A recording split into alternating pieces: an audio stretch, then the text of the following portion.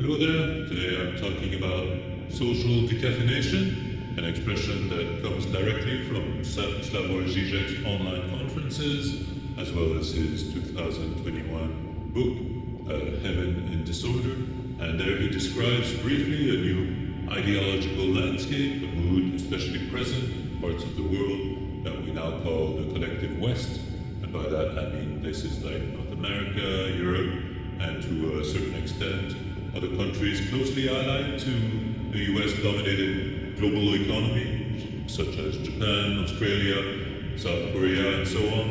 And in Žižek's words, he outlines a condition where hyper-advanced consumer markets provide goods that are deprived of their essential yet harmful components like coffee without caffeine, beer without alcohol, butter without fat, etc. And then he continues this way to name a few more items and concludes a bit hastily. I find that this condition is symptomatic, on the one hand, of the fake liberal tolerance for diversity, and on the other, that it reveals an ethos of secular hedonism. So from this outline, Žižek quickly moves on to other topics in his conferences and books. I don't know why really, maybe he's got low attention span, but personally, I find he just scratched the surface of a fascinating and multi-pronged phenomenon. Žižek missed an opportunity to expand on decaffeination, which I think has the potential to grow from a lonely paragraph in his book, Heaven in Disorder, to an entire volume. And in this video I'm recording right now, this is for me a first attempt in this direction to give more body to this idea of social decaffeination, maybe even at the risk of stealing Žižek's idea. But I'm going to steal just a tiny part. Actually, I don't really know what Žižek means by fake liberal tolerance for diversity. It feels like an anti-woke position, which I don't share, and I find it a bit too trendy for my taste. So now I'm just going to define decaffeination for now as a part of the indulgence culture of consumerism, and more precisely, a simulated form of hedonism. So, my first reaction is to think that not all coffees are decaf, not all butters are fat-free, and so on. And what's more obvious here is that because decaf is not the only way to drink coffee, it actually multiplies our options to consume. Instead of motivating us to quit altogether, we can see all the different coffee variants. Like at Starbucks, we can choose from latte and espresso, americano and macchiato. We can add cow's milk, almond milk, soya milk, caramel flavoring, whipped cream, and on and on and on. And so decaf just adds to this number of end products to choose from in the coffee shop. But even at the groceries, the shelf space that coffee now occupies becomes much broader, and all the said options support our compulsion to drink more coffee, even after we give up caffeine. And so, like an out-of-body experience of coffee, decaf allows us to enjoy coffee in the absence of coffee. With the availability of decaffeinated coffee, this is kind of just a simulated coffee. So to summarize, we can enjoy the taste and the rituals around the experience of coffee drinking without the undesirable effects. And instead of abstaining from or moderating the number of coffee cups we drink every day, with decaf, we can simply reduce our caffeine intake without ever reducing our coffee consumption. So the same goes with other food and beverages. We can find a growing number of goods that are deprived of their essential ingredients.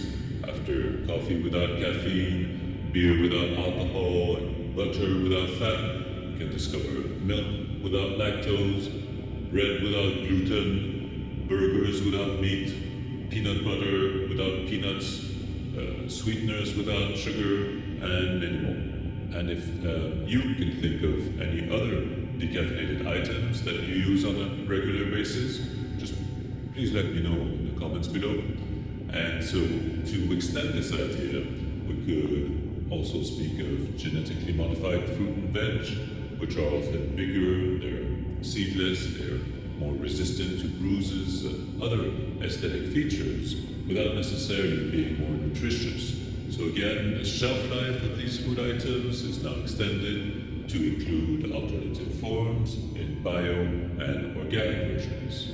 And so we could also speak of growth hormones injected into animals because intensive farms are so focused on moving livestock as quickly as possible from birth to the slaughterhouse to the market that the animal's lifespan is being decaffeinated out of existence. Their time as hens or pigs or cows is infinitely reduced and transitioned to their consumers' identities as chicken, pork, and beef.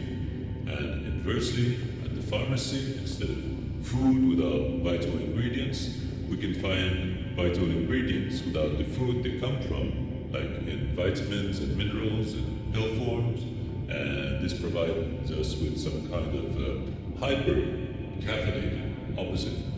And so already we see a darker side emerging from decaffeination. It's kind of slipping away from this idea of a healthy option for hedonistic consumption. And this decadence that Žižek alluded to consume decaffeinated goods freed from their essential yet harmful ingredient, this often merely provides an illusion of a healthier lifestyle. Aspartame is a prime example. It's a sweetener without sugar, which will help someone lose weight, but it's also likely to give them cancer. And then the same goes for vaping. This way to smoke without tobacco.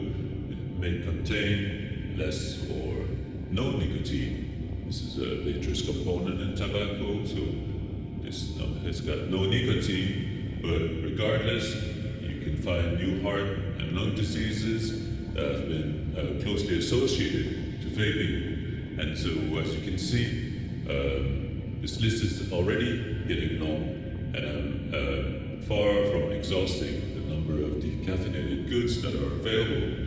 I'm not even speaking about social activities or power structures that also function without their essential components, as I'll explain in a moment. But while I go on naming more items in this list, I think we should also draw a rough outline of the psychological reasons why in Western society we accept and even welcome decaffeinated things in our lives beyond this commercial drive to profit from decaffeination, which I explained earlier. And so, full disclosure, I'm not a Lacanian scholar. I'm not as familiar with the psychoanalytical terms as Žižek, but as a full-time visual artist with a penchant for conceptual art, I do spend long periods of time in my studio pondering on impractical things and reading about issues like decaffeination, which are not directly related to the content of my artwork. And so, until I master Lacan, I'll use simpler Freudian terms, and it seems to me that decaffeination fulfills this double role of satiating the desires of both our id and a superego at the same time.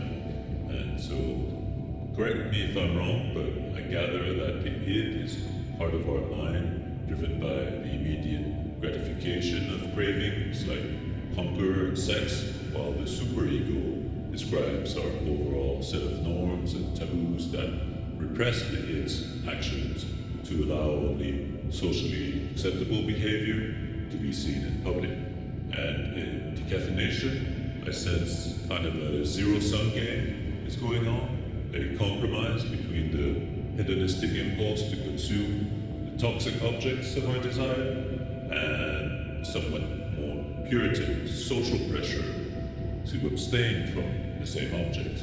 And when replacing these toxic objects with empty placeholders, we somehow fulfill this double compulsion to do and not do.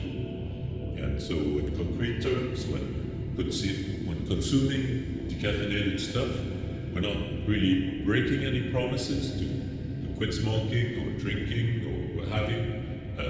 However, on the symbolic realm, we're still performing the same ritual acts of whichever bad habits we're trying to quit, even though we've already quit their toxic side effects. And so now going back to Žižek's writing, let's look at how he speaks, rather clumsily I think, of sexual behavior as decaffeinated. For him, virtual sex qualifies as sex without sex. And if he means online dating apps, I agree in principle that they deprive users of the essential part of sex, which is intimate presence. But on a much more fundamental level, Žižek fails to describe the countless other ways that sex is talked about in public in decaffeinated ways. So at the extreme end of the spectrum, pornography might show very graphic sexual images, but I still consider it decaffeination from the multi-sensorial and physical presence of sex, because the stimuli in porn are only aimed at the eyes and ears of the voyeur and not the whole body. And so Žižek also missed the opportunity to describe casual sex and contraception as decaffeinated. In other words, casual sex could be described as sex without love and contraception as sex without babies. And so to extend this utilitarian interpretation of sex, we could also think of porn as a simulation of the extramarital sex, a symbolic satisfaction of the desire for sex outside the conservative bonds of family and social reproduction. And by social reproduction, I mean this preservation of interpersonal norms, traditional values and hierarchies where the taboo of sexual intercourse is often unlocked by a marriage ceremony. And this is why I think weddings are so ingrained in rituals and why sex is surrounded by so many taboos and so policed by the superego.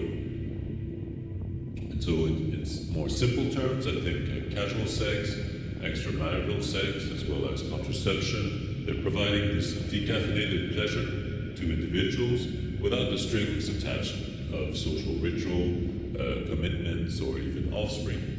So here again, we've barely scratched the surface. I haven't even mentioned queer sex or fluid gender relations, which also destabilize the traditional bonds of social reproduction. And as a dialectical opposite, we could also mention the Virgin Mary in this list, since she was the recipient of immaculate conception. So instead of having sex without babies, according to the Bible, she had a baby without sex. And this is a kind of hyper-caffeinated case where Mary was given none of the pleasures of sex and all of the strings attached. So, of course, I'm not trying to cast a judgment on any of these topics, from queer sex to immaculate conception. Rather, I'm outlining how much these are part of a much wider psychological spectrum which transcends the specific morals and practices of today. The decaffeination that we're seeing today is really different than before, but I find these are differences in degree more than in kind. And so in this sense, I find myself disagreeing with Žižek when he describes decaffeination as secular hedonism. Personally, I don't see anything secular about it. I understand it strictly as a simulated form of hedonism. And so from these simulations, I think we can draw analogies between past and present decaffeinated things. And one analogy that stands out for me is between celebrities and saints. These are somehow mirror images of each other, because I find becoming famous is kind of fulfills a desire to imprint oneself into a collective memory, like famous artists when they carve a significant place into art history, like Picasso and Van Gogh. Their iconic artworks help them gain some kind of eternal life after their physical death. And then sainthood is a bit like that too. After living a virtuous life and performing miracles, saints' canonization guarantees them eternal life, but only in a simulated way, because their eternal life only comes after death. And in both cases, it seems that true fame and sainthood, they're only reached in the afterlife. Their true spirit endures without the fleshy body. So I'm actually surprised that Žižek didn't pick up on this analogy, since his recent book, Heaven in Disorder, is thematically so close to these concerns, when Žižek associates decaffeination with secular hedonism. This stops him from dialectically inverting this perspective to a decaffeinated spirituality and see the obvious correlations between religion and even technology, for example. And this is especially true with technology's latest innovations. Artificial intelligence feels like the most decaffeinated of all technologies.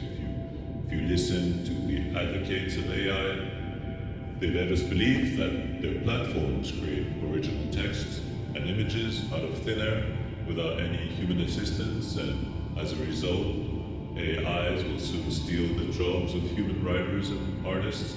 But what's understated is that AIs are already stealing the labor of writers and artists by tapping into massive databases that copy, combine, and transform their existing works.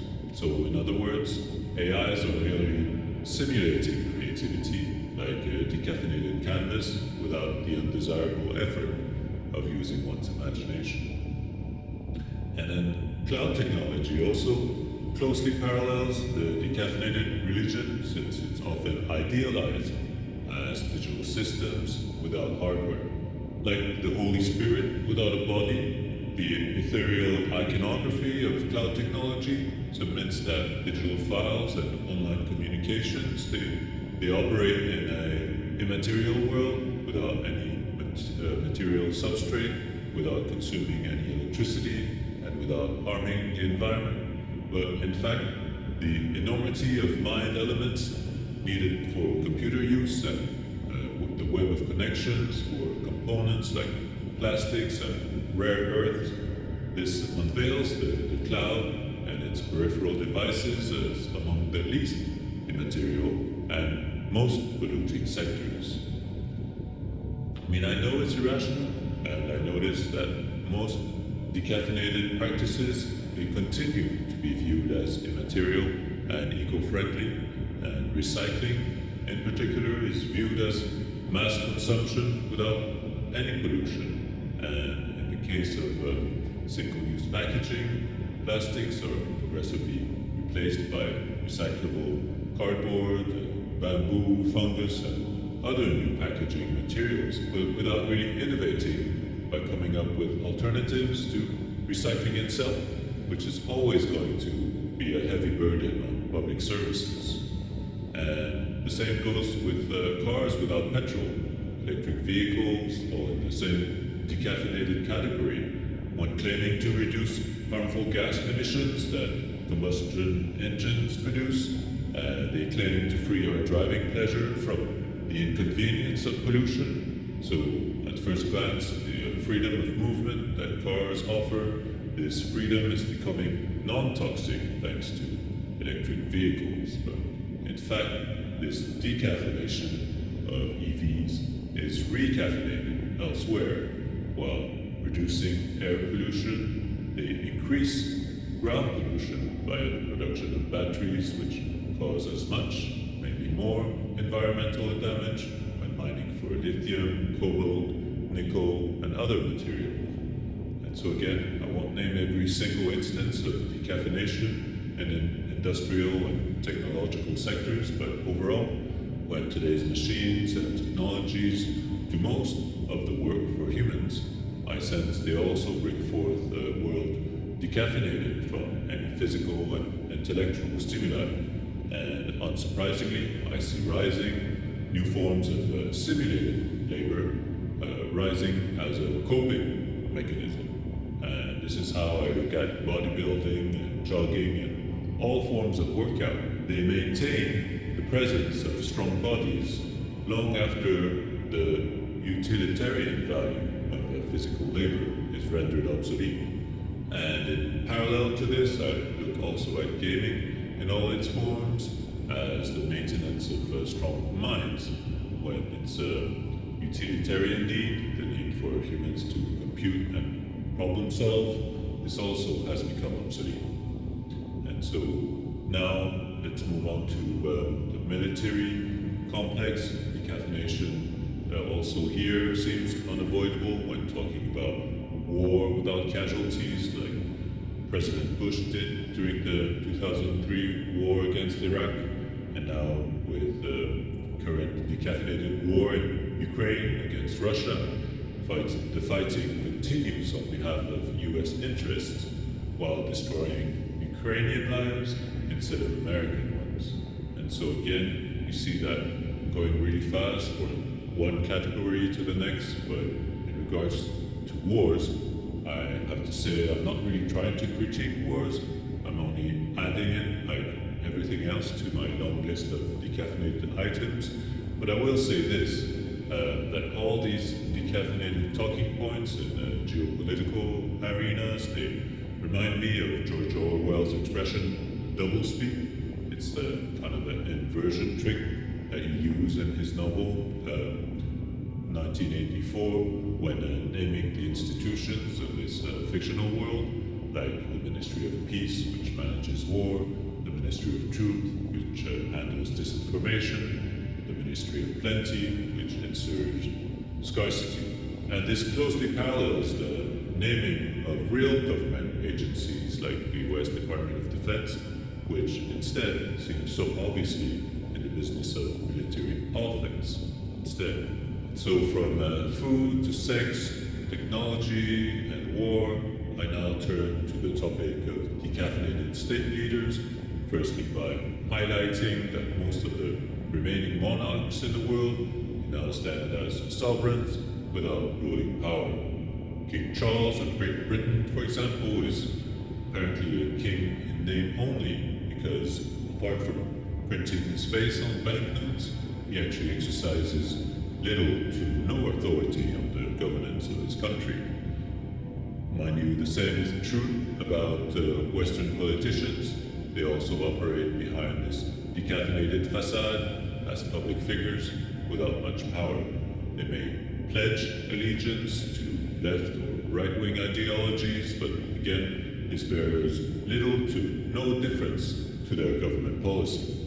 Election candidates no longer appear to win according to voting numbers, but according to which candidate receives the highest campaign donations. And as a result, this decaffeinated form of electoral democracy doesn't give us much freedom of choice anymore.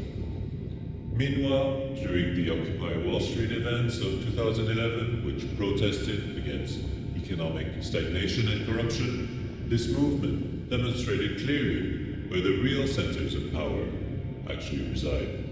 When Occupy staged their encampment, they did it not in front of the White House, the head of the US government, but on Wall Street, where all the big banks and the New York Stock Exchange are headquartered.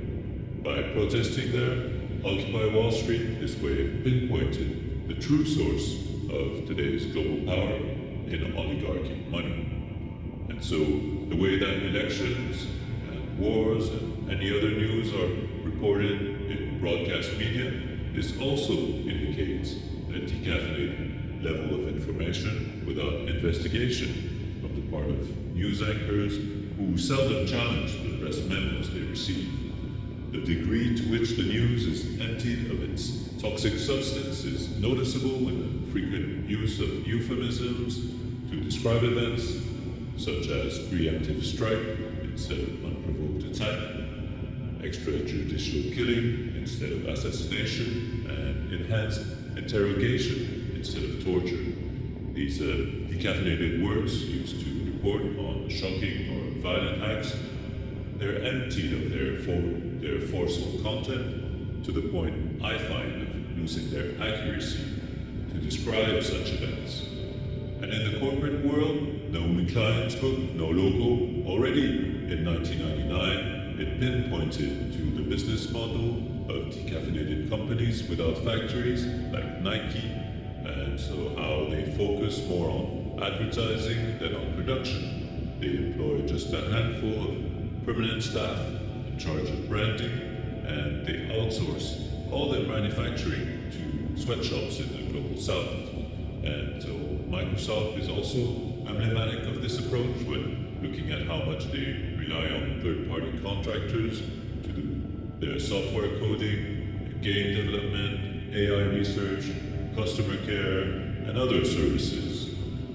So this list of hollowed-out tech corporations could go on forever. So I'll just highlight one more decaffeinated item, which I find best exemplifies today's ongoing paradigm of immaterial commerce.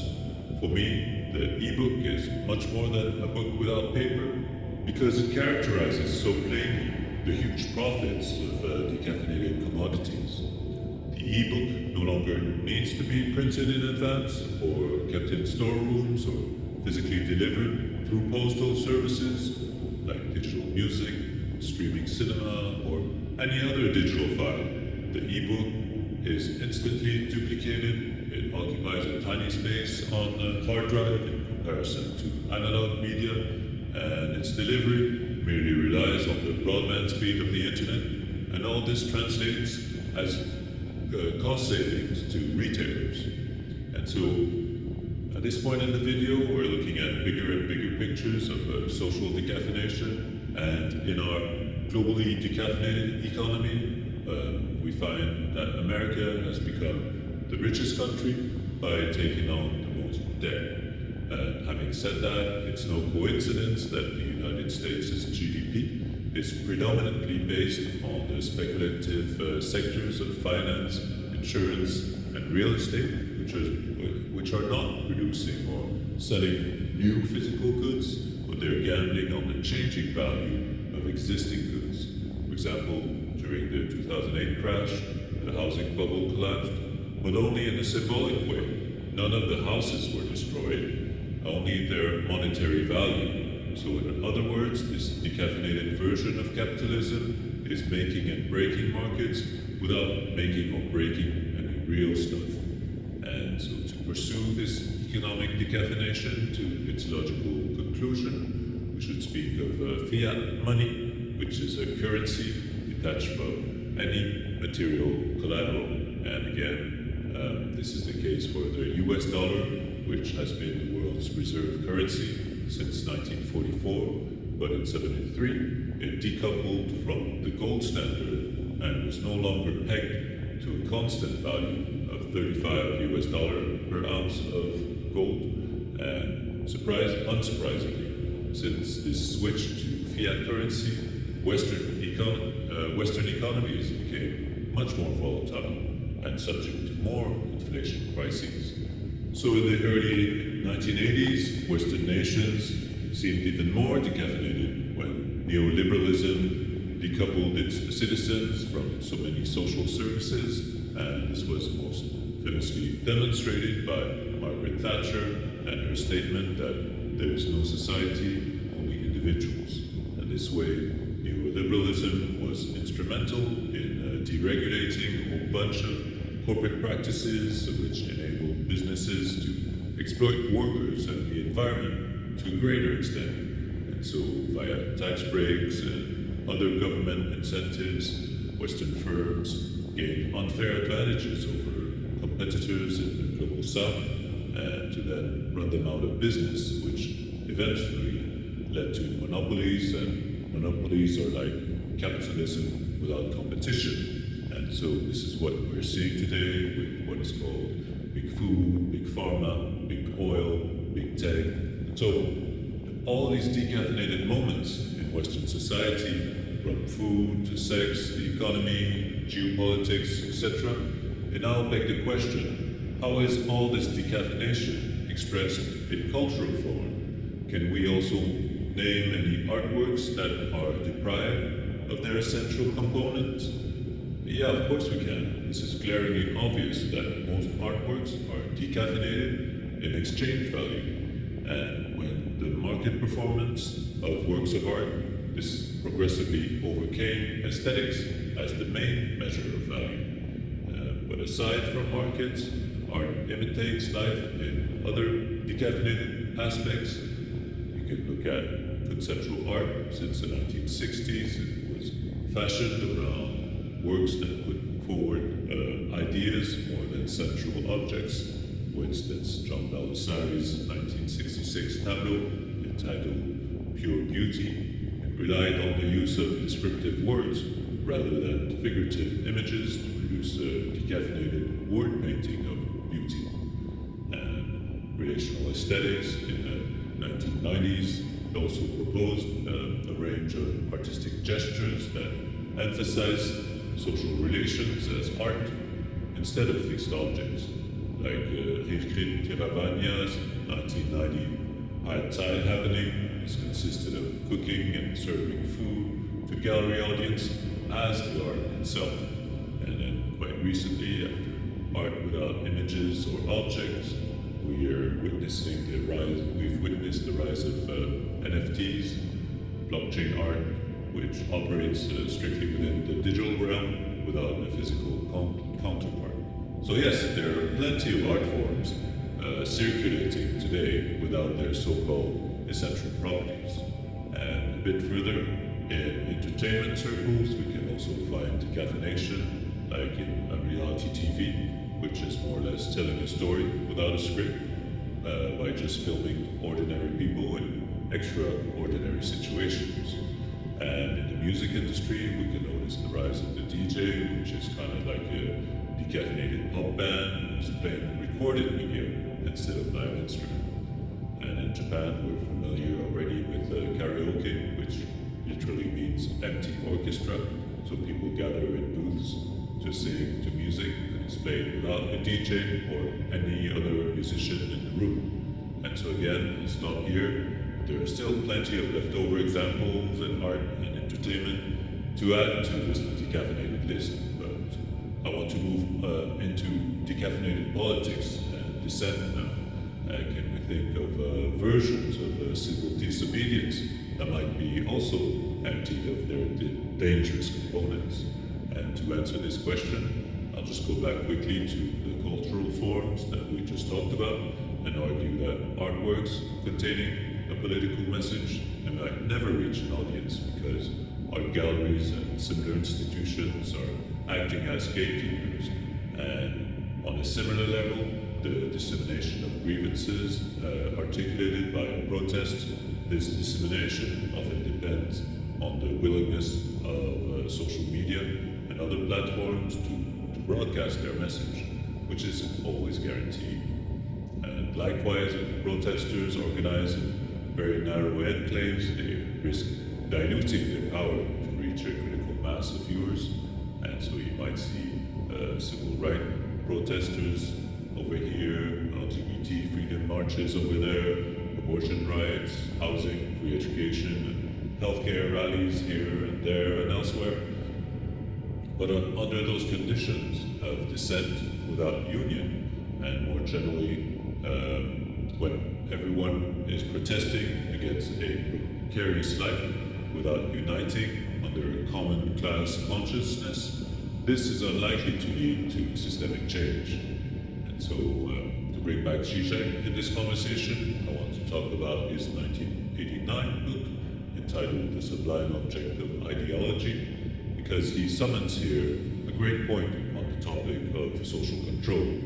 Without even calling it decaffeinated, he spoke of recorded laughter, which we often hear in TV sitcoms when someone tells a joke and a recorded laugh is played. And as Žižek argues, a transference occurs when the TV is laughing for us, and we ourselves don't even need to laugh anymore.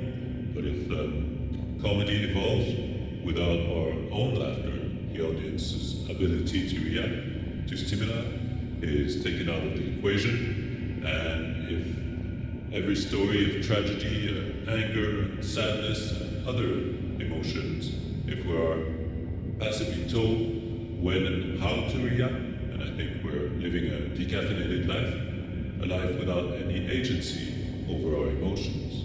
And ultimately, I believe this is why we're watching so many films, listening to so much music, reading so many books and other cultural works about revolutions, because when we're bombarded with representations of uprising, the result is like recorded laughter. Our desire for change has been satiated without being substantiated. The decaffeinated revolution is being televised in order to stop the real one from materializing. The satisfaction of watching rebels in Star Wars defeat the Galactic Empire is cancelling our own urge to defeat our own hegemonic empire. And I wager the reason why bands like NWA are not censored for singing F the Police is because this inhibits a significant portion of our population from effing the police in real life. And again, I wager this is the same with all social media chatter about upcoming civil wars, the fall of capitalism, the end of colonialism, and on and on and on. Against all expectations, all these decaffeinated signs of social change are like recorded laughter. They're talking the talk without walking the walk. And I find this is emblematic of today's latest forms of social control. As with beer without alcohol, my intuition is that today's cultural representations operate without any real-life repercussion, because these are not agents for change, but quite the opposite. And so, to conclude, personally, I find myself in opposition to Žižek's initial statement on fake liberal diversity, but in agreement with his take on recorded laughter, especially when I apply this to decaffeinated politics of dissent, which, to me, seemingly calls for change while suppressing any calls to action. And now it's become evident to me, at least, that via all these simulations without substance, and especially via our high-tech mediations in AIs, cloud technology, social media, news channel, and all the rest of it, I feel that through the unbridled use of these channels, ironically, decaffeinated activism is being co-opted as a tool of social control. And I will end it there. I hope this video was insightful for you. If so, please like and subscribe, and see you next time.